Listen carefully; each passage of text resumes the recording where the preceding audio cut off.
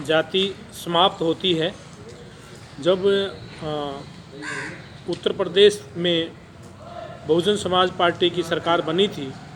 तो सभी ऊंची जाति कहने वाले लोग, तथाकथित ऊंची जाति के जो लोग हैं, वो सब किस तरह की स्थिति के अंदर थे। तो उस टाइम पे जातिवाद समाप्त हो गया था।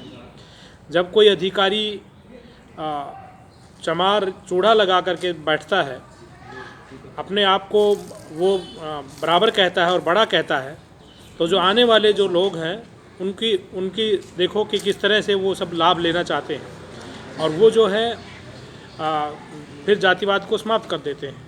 तो कहने का अर्थ ये है कि जातिवाद भी समाप्त होता है जब किसी को खून की ज़रूरत पड़ती है, किडनी की ज़रूरत पड़ती है, किसी को लीवर की ज़रूरत पड़ती है, या फिर वोटों की ज़रूरत पड़ती है, नोटों की ज़रूरत पड़ती है, तो जातिवाद समाप्त हो जाता है।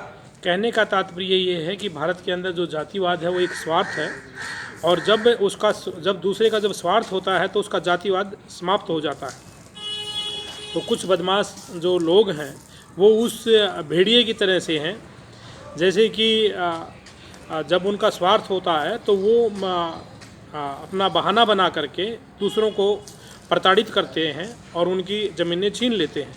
जैसे कि यहाँ डिस्ट्रिक्ट महेंद्रगढ़ के अंदर वहाँ का डीसी, वहाँ का एसडीएम, वहाँ का तहसीलदार मिलकर के जब कोका गांव के सुकरमपाल चमार की ज़मीन को छीनते हैं, तो फिर मतलब कि और गुजर को दे देते हैं रिश्वत लेकर के, तब उनका जातिवाद जो है वो कहाँ चला जाता है।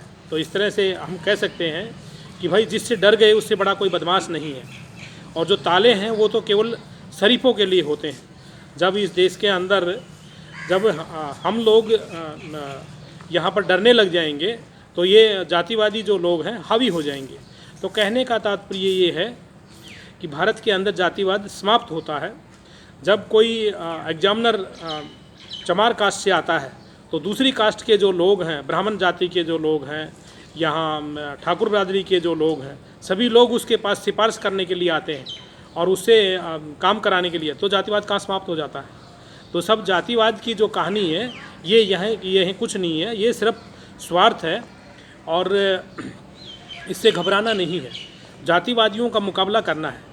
जो अपने आप को जाति के नाम पर अपनी जातियां लगाते हैं और आपको जाति के नाम पर वो आपको दिखाना नहीं चाहते हैं, आपको धानक साहब, आपको चूड़ा साहब, कुम्हार साहब, लोहार साहब नहीं कहते हैं और अपनी बिरादरियों को लगा करके उन्हीं के पीछे साहब लगाते हैं या उन्हीं को साहब कहना चाहते हैं, तो ऐसे लोगों का बहिष्कार करो। इस देश के अंदर असली लोग तो वही होंगे जो अपनी जाति को लगाएंगे और दूसरे को भी प्रमोट करेंगे। वो कहेंगे कि हाँ भाई, मैं भी अपने आप को यहाँ पर चमार लगाता हूँ, तो आप भी अपने आप को पंडित लगा दो, अपने आप को पंडित जी लगा लो।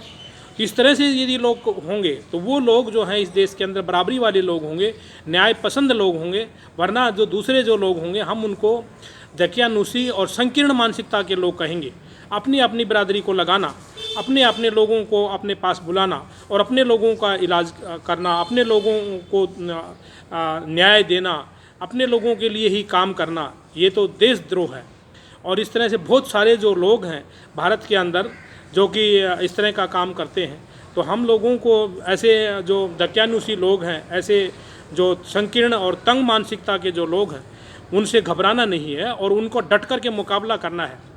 और जो लोग चोरियां करते हैं, जो लोग रिश्वतखोरी करते हैं यहाँ पर और देश के संविधान को तार करते हैं, तो ऐसे लोगों से सावधान होना है। भारत के अंदर जो है न्याय व्यवस्था के अंदर क्यों न्याय मिलता है? आदमी मर जाता है लेकिन उसको न्याय नहीं मिलता है। क्यों? क्योंकि वहाँ के जो न्यायाधीश हैं और जो वकील हैं वो ये इंतज़ार करते रहते हैं कि कब जो क्लाइंट है, कब जो प्लेंटिफ है, कब जा कर के टूट जाए और ये रिश्वत दे। तो इस तरह से और उस तरह से उसकी ज़िंदगी निकाल देते हैं, लेकिन उसको न्याय नहीं देते क्योंकि वो बेचारा रिश्वत नहीं दे पाता है, उसके पास रिश्वत देने के लिए पैसे नहीं होते। तो वो इतना लंबा चल जाता है, इतना लंबा खिंचता रहता है उसका फैसला कि उसको न्याय नहीं मिलता है। तो ऐसे जो भारत के अंदर जो देशद्रोही मानसिकता के जो लोग हैं उनका इलाज करना है, और उनका इलाज तो तभी होएगा जब भारत के अंदर जब बहुजनों की जब सत्ता आ जाएगी, जब बहुजनों का इस देश के अंदर राज हो जाएगा। और इस देश के अंदर जो वोटों की जो चोरियां जो होती हैं, जैसे कि बैलेट से वोट की चोरी हो रही है, सभी सभ्य देशों में, विकसित देशों में बैलेट से चुनाव होता है, यहाँ पर सभी लोगों की आवाज़ें उठ रही हैं, सभी पार्टियों की आवाज़ें उठ रही हैं, लेकिन जो अल्पजन जो लोग हैं, आर्य जो लोग हैं और उनके जो चमचे जो लोग हैं, उनके जो जमींदार, कुछ जमींदार जो लोग उनके चमचे के रूप में काम करते हैं, उनकी आवाज़ें नहीं उठ रही हैं कि भाई इस देश के अंदर भी बैलेट से चुनाव होना चाहिए। आज आपने आधार कार्ड को वोट से जोड़ने की लिमिट घोषित नहीं की है, हर चीज़ आधार कार्ड से जुड़ गया, उसकी लिमिट घोषित हो गई है कि भाई अब तक आधार कार्ड जो है वो उससे जुड़ गया है, हर सेवा से जुड़ गया है। लेकिन अभी जो वोट कार्ड से नहीं जुड़ा, क्योंकि वोट की चोरी करनी है, और जो लोग वोटों की चोरी कर रहे हैं, ऐसे लोग सत्तासीन होकर के भारत के लोगों को, भारतवासियों को न्याय नहीं दे सकते हैं। तो भारत के अंदर जो जातिवाद कुछ नहीं है, ये कुछ बदमाशों की ये गुंडागर्दी है, और इसका जो मुकाबला है सब लोग मिलकर के करेंगे, और सभी लोग मिलकर के आपस में भाईचारा बना करके एक दूसरे को मान सम्मान दे करके करेंगे, तभी जा कर के माननीय काशीराम जी का जो नारा है कि भाई जिसकी जितनी संख्या भारी उसकी उतनी हिस्सेदारी जो है, वो वाला नारा जो है वो सिद्ध होएगा। और यहाँ पर जो लोकतंत्र का मतलब भी यही है, संविधान भी इसीलिए बना हुआ है कि सभी लोगों को उनकी आबादी और उनकी संख्या के हिसाब से हिस्सेदारी मिलनी चाहिए, भागीदारी मिलनी चाहिए।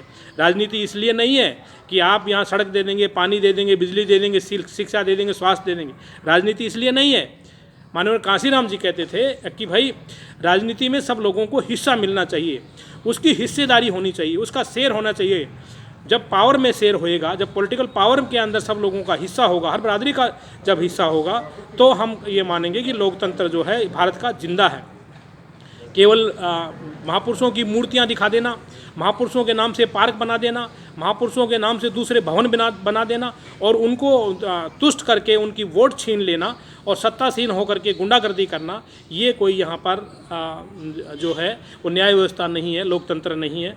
तो सब लोगों को ये बातें जानना बहुत ज़रूरी है, और सब लोगों को प्रयास करना है कि भारत के अंदर जो है निष्पक्ष चुनाव हो, और यहाँ पर सब लोगों को वोट डालने दिया जाए, सब लोगों का वोट बने, सब लोगों का वोट पड़े, चाहे वो गाँव से शहर में आ गया है, जो जहाँ रहता है वहीं पर ही वो वोट डाले, क्योंकि वहीं पर वो सुविधाएं लेता है, वहीं पर जानता है कि कौन वहाँ उसको सुविधाएं दे सकता है।